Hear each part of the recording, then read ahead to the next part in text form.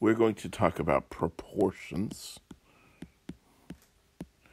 and a proportion is just comparing two ratios. And if you remember, a ratio is comparing two numbers.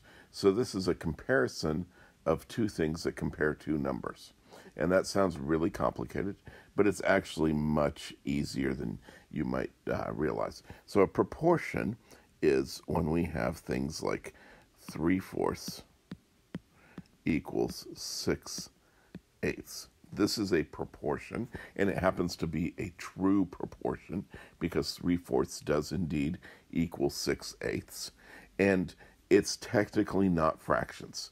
So we would say 3 to 4 is equivalent to 6 to 8. But everything works just like a fraction. So often we will say 3/4 equals 6/8. But you have to remember in the back of your head that they are technically different than fractions, but only technically. Everything else works the same. And one of the things you might have learned is the cross product property. It is actually called the cross product property. What that tells us is if I cross multiply, and then it's really kind of cool because you get a big X there. If I cross multiply, I do 3 times 8. That is equal to 4 times 6. That's called the cross product property because 3 times 8 is 24 and 4 times 6 is also 24. So that will always be true when we have a true proportion. And if they are equivalent like this, we say 3 to 4 and 6 to 8 form a proportion. Now this phrase, form a proportion, is a mathematical phrase that you must learn. You are expected to know if somebody says, do these form a proportion? You are expected to say, yes, this and this form a proportion with that exact wording. It is important you understand that that is what you are expected to do, not by me, not by the state of California, but in the United States, that is expected that you respond. Are these proportional? Yes, they form a proportion, or no, they do not form a proportion. So you need to know that phrase, form a proportion, or they do not form a proportion. Those two phrases are critical that you be able to answer with that exact wording. That is what you're expected to do. And on any standardized testing, they would expect that you know what that means and that you know how to respond specifically with those exact words. Yes, these two form a proportion, or these two ratios do not form a proportion. So how can we test to see if two things form a proportion or do not? Well, that's really easy. We can use the cross product property. So if I say do 7 to 8 and 5 to 3 form a proportion, well, the first thing we want to do is make it look like a fraction. And so we write 7 to 8 and 5 to 3.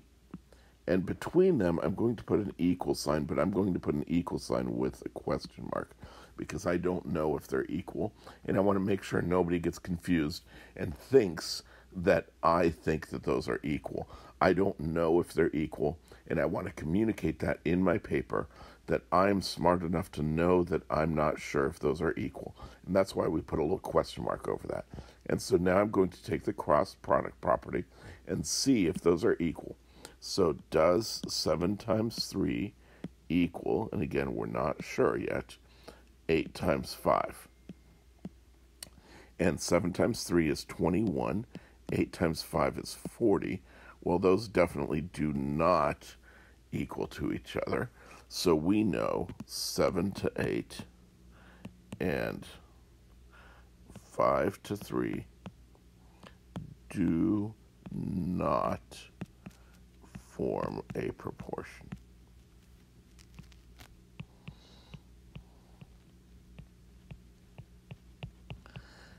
Now, some of you are going to be tempted to just say no on your answers. That is not correct. You must say, do not form a proportion, or they do form a proportion.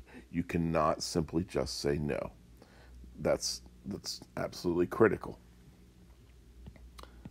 Let's take a look at another example, but this time we don't know the value of one of the numbers, and we want to know what makes it form a proportion. So let's say we have two ratios. We have 5 to 4, and we want to know what is going to make that equal to 7 to x. And we want to know what value of x will make those proportional.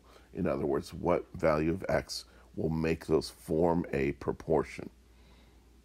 So far, pretty good, except we don't know what x is, and you probably can't guess what x would be. So we have to do a little bit of algebra. And this algebra looks a little different than what you've done before, but what we're going to do is our cross product property. And again, cross product property is not a name I made up. It is an actual name.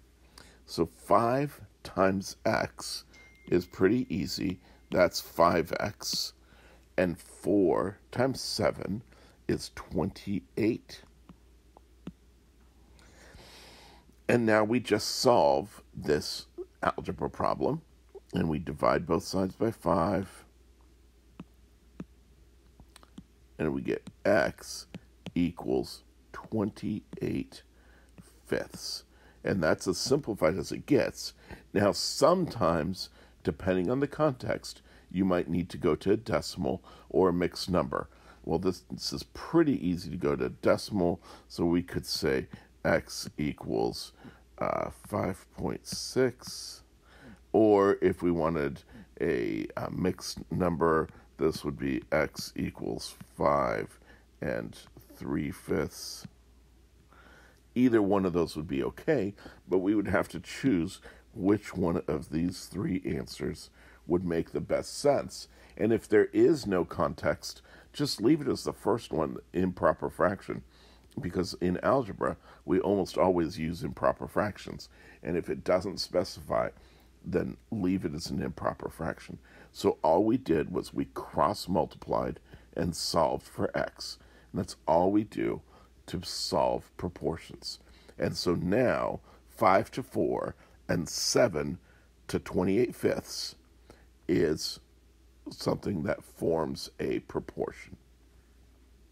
That's all there is to solving proportions. Thank you.